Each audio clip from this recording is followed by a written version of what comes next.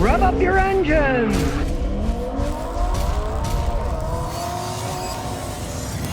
Sierras are popular. They're big trucks. This one's got a typical V8 engine in it. Here's why. If you're gonna buy one, you're probably better off buying a used one like this guy did. He paid $17,500, 80,000 miles on it. Now he's put on about 40-something thousand more. If he would buy a new one today, what they're going for, 45 to 50, you might think used. Hey, they depreciate regardless of all this nonsense of, oh, coronavirus, the prices are all high. Hey, for what he paid for it, he's basically got his money worth. He's had it for 4 years. It's not my favorite because manufactured by General Motors, made in Mexico. Everybody knows the quality there isn't the greatest. Well, look what's happening. Look at this. The rocker panels are already starting to rot out. He's going to fix it, but the rest of the vehicle's fine. That just shows poor rust proofing when they build them. Now, you might think this looks bad. When do you see the other side? There it goes. Now, it wasn't like this when he bought it, but in 4 years, it's rusting away because they don't coat them right. But on the plus side, okay, that's superficial stuff. Let's see what's happening underneath. Well, look at it. There is surface rust on the frame, but it's not that bad. You can see it's still got the label from the factory on the frame, right? And it is rusty, but it's still got a lot of life left in the frame. If you bought a car like this, you should do like a guy did that came over here yesterday with his truck. Was he stripped all this with a wire brush, then he coated it with primer and put on a coating so it didn't rust, and then it looked good as new and it won't rust any further. So that's worth doing if you want to buy one of these and keep it forever. Because as you can see from the bottom of the rocker panels, rust preventative paint, well, I guess the Mexicans don't understand how that stuff works. I mean, check out my wife's Matrix. This Matrix is 5 years older and it has no rust on it at all. Toyota knows how to rust proof their cars when they build them. Has he had to put a ton of money into it? Not really a ton of money. Now, it turns out that the V8 engine is pretty much a typical V8 engine with the kind of mileage that it's got. No, it's 134,000 miles on the engine. It's a 5.3 liter, and he burns about a quart of oil every 2,000 miles. I wouldn't start building the engine over. It runs good enough. With that kind of mileage, they're always going to burn a little bit of oil. It's not something that you're really going to be worried about all that much. I already bought one of these 505 CRO oil cleaners. Friend Bernie in Albuquerque makes the stuff. He's going to do it the next time before he changes the oil. Rev it up, 1500 RPM, 20-30 minutes, then change the oil filter. These have low tensile compression rings in the pistons. And sometimes they get gummed up, they won't seal right, and you burn oil. If that's the case, this can clean everything out, so the rings can now expand better, and then it might stop burning oil entirely. It'll be a good experiment. He already had the stuff. I was going to give him a can, but what the heck? I'll give him another can anyways. There. He can put it in his other car. Now, the four-wheel drive system still works fine. A lot of guys want a four-wheel drive vehicle, but they're not that interested in paying $55,000 to $65,000. If you find a used one like this that was at least reasonably taken care of, you can save an awful lot of money, especially if you're not putting a high mileage on. He bought it before coronavirus, so he hasn't put that many miles on it in 4 years. In the real world, the way it used to be, if you bought a new car, you start losing value, and after 4 or 5 years, you've lost well over half the value of the vehicle, right? During coronavirus, the prices actually went up instead of down. They appreciated instead of depreciated. Now, finally, things are starting to come back down where people can get things for a decent price. You might think used like this, especially when it's something like a four-wheel drive vehicle that you're not going to be using the four-wheel drive all the time. You use it in certain circumstances. Why pay all that extra money for something that you're not be using all the time? Going used can be a smart move. Now he's had to change spark plugs and one ignition coil, you know, normal stuff. Things are going to wear out on them. And of course, they're tremendous gas hogs. Now, combined, he gets maybe 13.5, he says, miles per gallon. It doesn't matter if you have the cylinder deactivation system. They're heavy trucks. They're going to get crappy gas mileage. That's just how it goes. Which is another reason that you're better off buying a used one. Have something else for your everyday driver that gets better gas mileage, and use this when you need it. Start her up.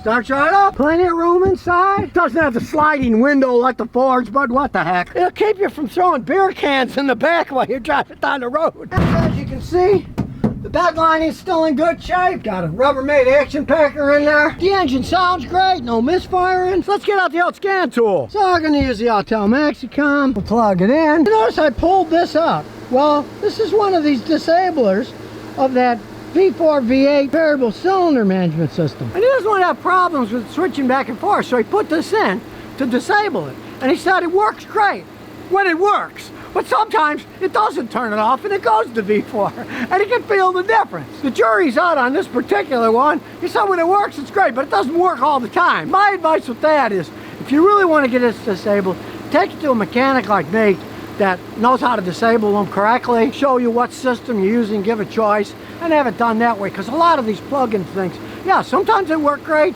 sometimes they don't, and truth be told, you're not really that well off plugging something in the data port the whole time, because it's a data port. It's made for analyzing car problems. It's not made for permanently running. And that's probably one of the reasons it goes on and off, because the computer's probably shutting it off every once in a while if it's using too much power. So something like this, I'd say I wouldn't buy one.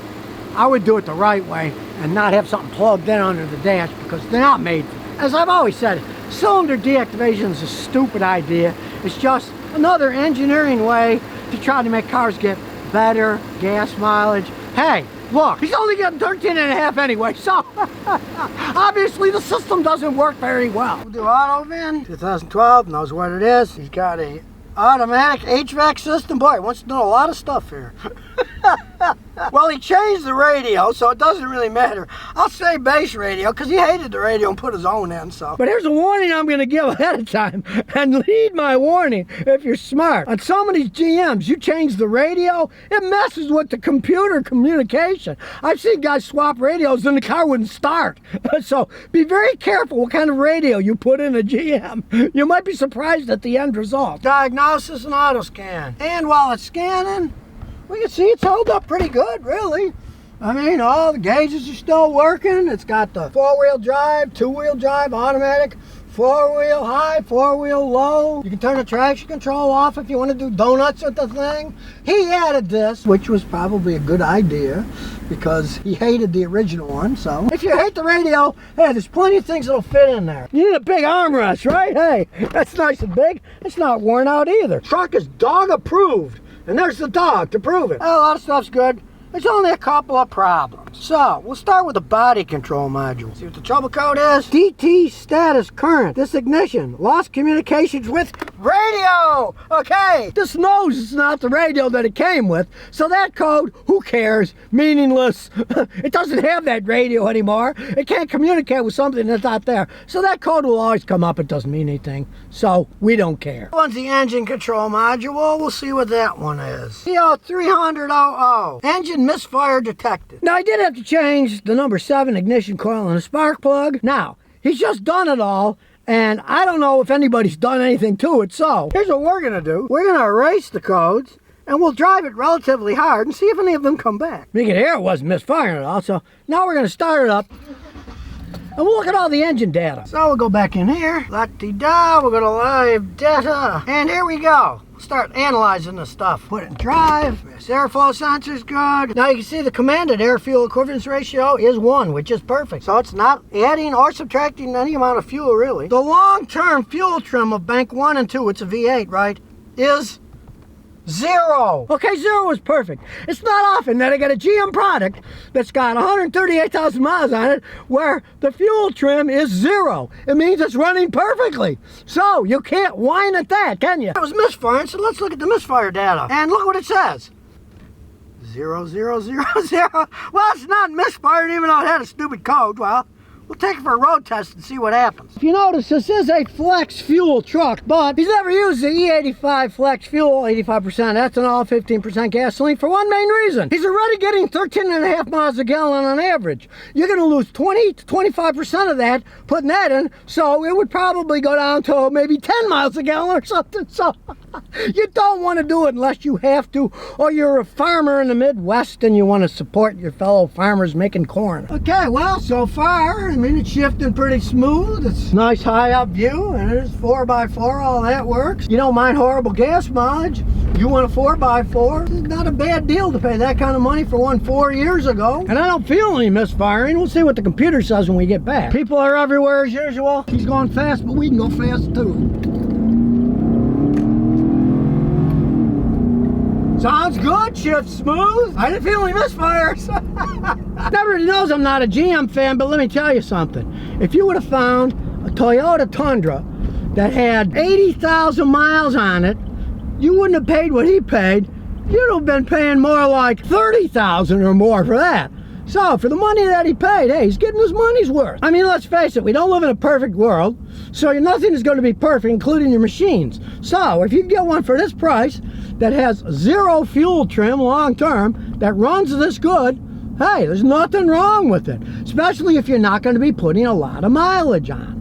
Now, generally, when these things get 150, 200,000 miles, a lot of times the transmissions will start going out. This one isn't bad yet. Just price the new ones, and you'll agree. Even though this one was made in Mexico, I do have to say, I can hear the rear end, and the rear end's nice and quiet.